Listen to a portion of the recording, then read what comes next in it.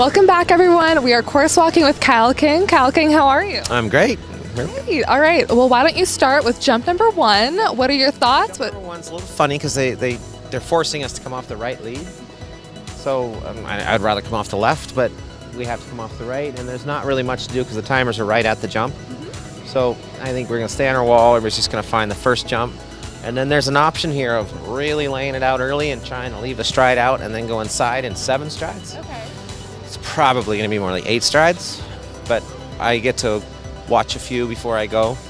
So I'm not going to obsess on that too much until I go in the ring. But how does when you go in a course affect your plan? well, it just depends on the horse and the course. You know, they're all different. And every horse jumps and lands and has a different size stride and different abilities, strengths, and weaknesses. The horses I'm riding today, the first one I'm riding is very scopy and lofty and a little bit slower horse. Okay. And then Escudo's a little sleeker and longer strided and a little less altitude over the jumps, so he tends to be a little faster just naturally. But, this is a speed class, so you still want to go fast, Of course, of course. But this is an option here to go inside. And it's pretty strong inside turn right off the bat, so the horse is going to have to go down here, jump this vertical, turn inside to this black one. And there's not really a count of strides here, you just want to find it with your eye. And then after 3, we gallop around to this green double coming at us. Okay. Which is one of the bigger jumps on course in the square jump, so Holly and I just discussed we're going to be take that oxer pretty seriously. I'm not going to cut too much out of that turn. I'm going to try to get straight. Let him jump A first, then land. Then we have a long gallop down to this red one along the rail. And I think it's a little too short to get turned inside of there, at least for what I'm sitting on. So I'm going to gallop around. Nice gallop down to that oxer. Then it's 6 strides, which depending on the horse, like you'll see my first horse, jumps really high and lands a little shallow, so I'll probably go pretty direct. Escudo has a big stride, so you'll see I'll probably put a big bend in that line, but it's still going to try, it's going to be 6 strides no matter And what. when you say 6 strides, how do you walk a course? How do you count strides for the people at home? Okay, here I'll show you with this oxer. I'll show you the 6. So the rule of thumb is the horse should land with the arc of the jump. So if this jumps this high, if you were to lay it down, that's the arc of where a horse should land. I'll give you the microphone when you walk. Just so you can So I always start on landing, and then you step 1, 2, 3, 1, 1, 2, 3, 2, 1, 2, 3, 3, 2, 3, 4, 1, 2, 5, 1, 2, 3, 6. So this is the 6th stride, and then there's a takeoff room. So this tells you it's a little bit long because the takeoff should be the same arc.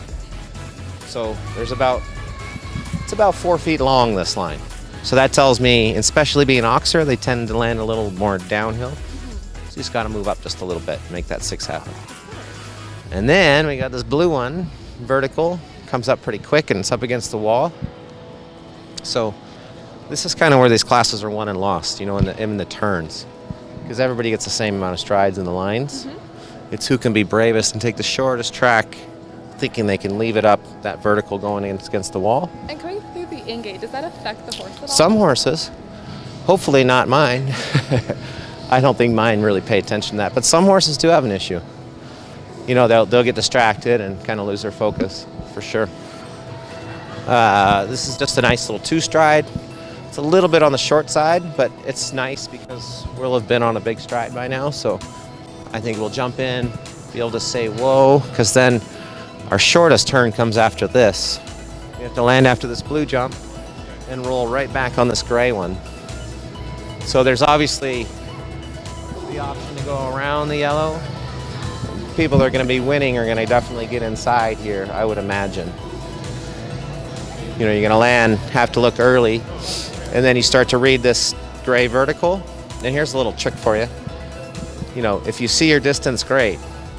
And what a lot of people do is if they don't see their distance, they start to pull. But what you'll see the good riders do on a turn like this, if they don't really see where they're at, they'll actually use a little inside leg, keep going forward, and just slide over a little bit, which buys them about 3 feet. Okay. And if they still don't like it, they'll slide over a little bit more. Rather than the Pulling. pick, and then the chase. You see like Connor Swale and those boys, like they're just so good, just staying forward and smooth around the turn. And then we have to dip way down and around and go all the way around the orange back to the triple bar, up this line in 5 strides to a vertical, and then there's an inside turn to a kind of a, I don't like the look of that oxer myself because it's a little bit rolled back at us. So I think you got to go inside, but still stay wide and find your spot. And I'm not totally convinced it's not faster just to go around that vertical.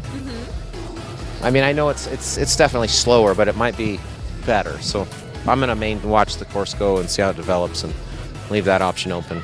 Well, thank you so much for your time. It was Yeah. a joy walking with you, and good luck tonight. Thanks. Thank you. Cheers.